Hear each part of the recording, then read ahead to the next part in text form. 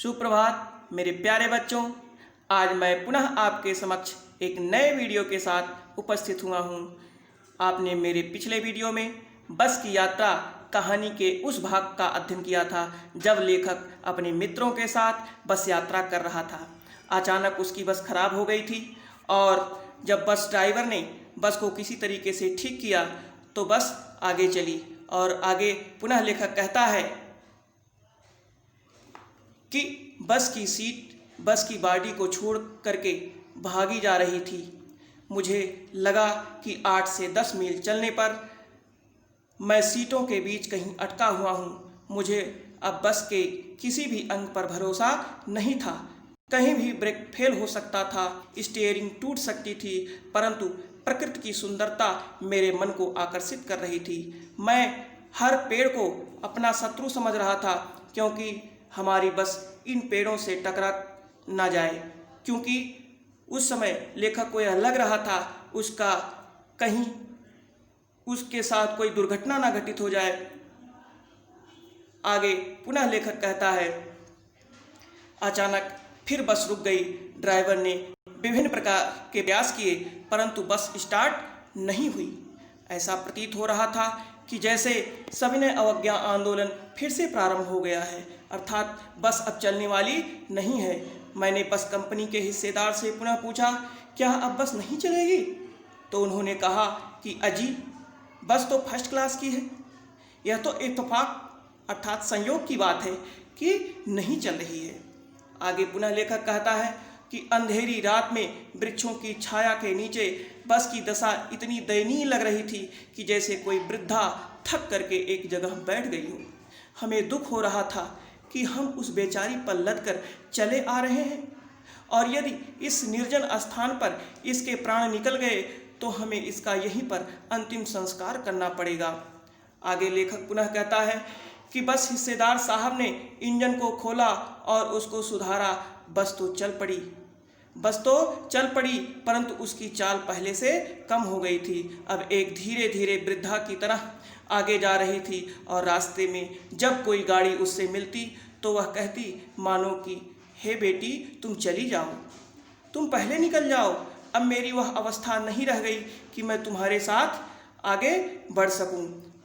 तो बच्चों, आज के वीडियो में बस इतना ही। अब हम चलते हैं कुछ प्रश्नों के साथ। बहुविकल्पीय प्रश्न नंबर 1, लेखक हर पेड़ को अपना दुश्मन क्यों समझ रहा था?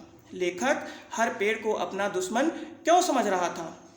आपके विकल्प हैं क, क्योंकि पेड़ उसके जन्मजात शत्रु थे। ख, क्योंकि पेड़ों से उसका जन्मजात लगाव था। ग, क्योंकि उसकी बस कहीं पेड़ों से टकरा ना जाए। घ, बस का पेड़ से आंतरिक संबंध था। तो बच्चों, आपने अनुमान लगा लिया होगा। आपका सही विकल्प है ग, क्योंकि उसकी बस कहीं पेड़ों से टकरा ना जाए। अब हम नए प्रश्न पर बढ़ते हैं। प्रश्न नंबर 2, बस तो फर्स्ट क्लास की है जी, बस तो फर्स्ट क्लास की है जी, यह तो इत्तेफाक की बात है। ऐसा बस हिस्सेदार ने क्यों कहा? आपके विकल्प हैं बस की स्थिति बहुत अच्छी थी। ख, बस के पास यात्रा का सदियों का अनुभव नहीं था। ग, यह तो एक संयोग था। घ, हिस्सेदार साहब को बस पर विश्वास था। आपने अनुमान लगा लिया होगा। तो आपका सही विकल्प है घ, हिस्सेदार साहब को बस पर विश्वास था। क्यों? क्योंकि वह बहुत दिनों से उसके बारे में जानता था। अब हम अगले प्रश्न पर बढ़ते हैं। प्रश्न नंबर 3, चांदनी रात्र में बस किसकी भांति प्रतीत हो रही थी? चांदनी रात्र में बस किसकी भांति प्रतीत हो रही थी? आपके विकल्प हैं क, जहाज की भांति। ख, नवयुवती की भांति। ग, वृद्धा की भांति। और घ, पुरानी बस की भांति। आप बच्चों आप लोग जानते हो कि चांदनी रात्र में बस किसकी भांति प्रतीत हो रही थी? अनुमान लगाओ। हाँ, आपका विकल्प ग सही है। एक वृद्धा स्त्री की समान, एक वृद्ध महिला के समान वह प्रतीत हो रही थी।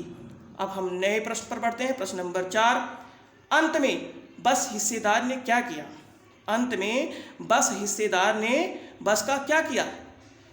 आपके विकल्प हैं क, दूसरी बस लाए। ख, बस बेच दिया। ग बस की स्थिति को और सुधारा, घ बस को वहीं छोड़ दिया। आपने अनुमान लगा लिया होगा, तो आपका सही विकल्प क्या है? हाँ, ग। आपका विकल्प ग सही है। बस की स्थिति को और सुधारा, तब उसको आगे बढ़ाया। अब हम नए प्रश्न पर बढ़ते हैं, कुछ प्रश्न अभ्यास के प्रश्नों के साथ। प्रश्न नंबर 1, निम्नलिखित प्रश्नों के उत्तर दीजिए। प्रश्न नंबर 1, निकल जाओ बेटी, निकल जाओ बेटी, अपनी तो वह उम्र ही नहीं रही। निकल जाओ बेटी, अपनी तो वह उम्र ही नहीं रही। इस कथन को बस ने क्यों कहा होगा? निकल जाओ बेटी, अपनी तो वह उम्र ही नहीं रही, इस कथन को बस ने क्यों कहा होगा? प्रश्न नंबर 2, सविनय अवज्ञा आंदोलन शुरू हो गया था। सविनय अवज्ञा आंदोलन शुरू हो गया था, ऐसा लेखक सोचने को पुनः क्यों मजबूर हुआ होगा? हम पुनः आपसे एक नए वीडियो के साथ मिलते हैं, तब तक के लिए धन्यवाद।